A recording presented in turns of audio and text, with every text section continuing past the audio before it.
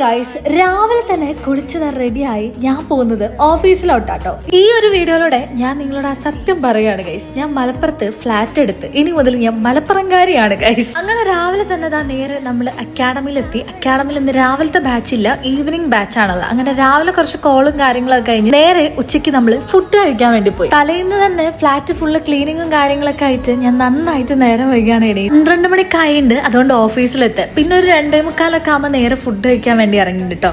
Food കഴിച്ച് കഴിഞ്ഞിട്ടുള്ള main ദൗത്യം എന്ന് പറഞ്ഞാൽ വീട്ടിലോട്ടുള്ള പെർച്ചേസ് ആണ്. ഒരുവിധ ഐറ്റംസ് ഒക്കെ ഞാനും അമ്മയും കൂടെ തലേന്ന് തന്നെ ബിസ്മിയിൽ പോയിട്ട് വാങ്ങിയിട്ടുണ്ടായിരുന്നു. ബട്ട് ഫ്രിഡ്ജ് ഇല്ലാത്തതുകൊണ്ട് നമ്മൾ കൂടുതൽ പച്ചക്കറി ഒന്നും വാങ്ങി വെച്ചിട്ടും കാര്യമില്ലല്ലോ. അതുകൊണ്ട് എനിക്ക് 2-3 ദിവസത്തേക്കുള്ള പച്ചക്കറി കുറച്ച് വാങ്ങി കൊണ്ടുവെക്കാം എന്നുള്ള രീതിയിൽ നമ്മൾ ആദ്യം തന്നെ പോയിട്ട് പച്ചക്കറി പർച്ചേസ് ചെയ്തിട്ടുണ്ട് കേട്ടോ. സത്യം പറഞ്ഞാൽ ഇതിങ്ങനെ ഒറ്റയ്ക്ക് പർച്ചേസ് ചെയ്യാവാന്നൊക്കെ പറഞ്ഞ ടാസ്ക് ആണ്. ഇന്നിപ്പോ എന്റെ കൂടെ എന്റെ 2 കട്ട ചങ്ക്സ് ഉള്ളതുകൊണ്ട് ഇതൊക്കെ പെട്ടെന്ന് ഈസി ആയിരുന്നു. അങ്ങനെ ഒട്ടുമിക്ക സാധനങ്ങൾ, നമ്മുടെ കുക്കർ, അങ്ങനെ കുറേ ഐറ്റംസ് എനിക്ക് വേണ്ടതുണ്ടായിരുന്നു. കാരണം വീട്ടിലെ ഐറ്റംസ് എടുത്തു പോരാന്ന് പറഞ്ഞ ടാസ്ക് ആണ്. അവിടെ ഈ ഐറ്റംസ് ഒക്കെ എല്ലാം ഓരോന്നും ഇതായതുകൊണ്ട് അവിടെ 3 പേരുണ്ടല്ലോ, ഇവിടെ ഞാനൊരാളാണല്ലോ. അപ്പം ഞാൻ പതിയെ വീടിൻ്റെ വേണ്ട ഐറ്റംസ് നമുക്ക് വാങ്ങിക്കാന്നുള്ളത്. അങ്ങനെ ഓൾമോസ്റ്റ് ഇന്ന് അത്യാവശ്യം നല്ലൊരു എമൗണ്ട് പൊട്ടിച്ച് ആവശ്യത്തിലധികം സാധനങ്ങൾ വാങ്ങിക്കൂട്ടിയിട്ടുണ്ട്. വീട്ടിൽ നിന്ന് നമ്മൾ കുറച്ച് ഐറ്റംസ് ആയതുകൊണ്ട് തന്നെ ഒട്ടുമിക്ക സാധനങ്ങളും സൂപ്പർ മാർക്കറ്റിൽ നിന്ന് മേടിക്കാന്നുള്ള രീതിയിലാണ് അവിടെ നിന്ന് ഇങ്ങോട്ട് വന്നത്. സത്യം പറഞ്ഞാൽ ഞാൻ കൊണ്ടുവന്ന സാധനങ്ങളൊന്നും കാറിൽ കൊണ്ടിട്ട് തന്നെ ഇല്ല, എങ്ങനെയോ കുത്തി നിറച്ചാണ് നമ്മളിവിടെ എത്തിച്ചത് ഗൈസ്. അപ്പൊ ഇനി മുതൽ നിങ്ങൾക്ക് എന്റെ വ്ളോഗ്സിൽ എന്റെ ഒറ്റയ്ക്കുള്ള ലൈഫായിരിക്കും കൂടുതലായിട്ടും കാണാൻ സാധിക്കുക ഗൈസ്. വീട്ടുകാരെ വിട്ട് നിൽക്കുന്നതിൽ സങ്കടമുണ്ടോ എന്ന് ചോദിച്ചാൽ ഒരു ഭാഗത്ത് സങ്കടമുണ്ട്.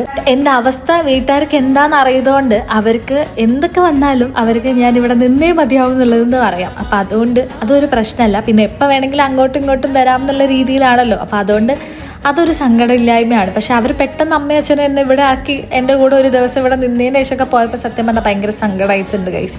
പിന്നെ ഈ ഒരു ഐറ്റംസ് ഒക്കെ മേടിച്ചിട്ടുണ്ടായിരുന്നു കേട്ടോ. നമ്മളിതാ ദോശ പാന്, പിന്നെ ഇതേപോലത്തെ ഒരു പാത്രം, ഇതൊക്കെ നമുക്ക് എന്താ പറയുക ഗ്യാസിൻ്റെ മുകളിൽ വെക്കാം. ദെൻ നമ്മളെ ഇൻഡക്ഷൻ കുക്കറിലും വെക്കാമെന്ന് കണക്കാക്കി മേടിച്ചാണ് ഗൈസ്. പിന്നെ ഫ്രൈ പാൻ, അങ്ങനെ ഇങ്ങനത്തെ കുറച്ച് ഐറ്റംസ് ഒക്കെ വാങ്ങിയിട്ടുണ്ട്.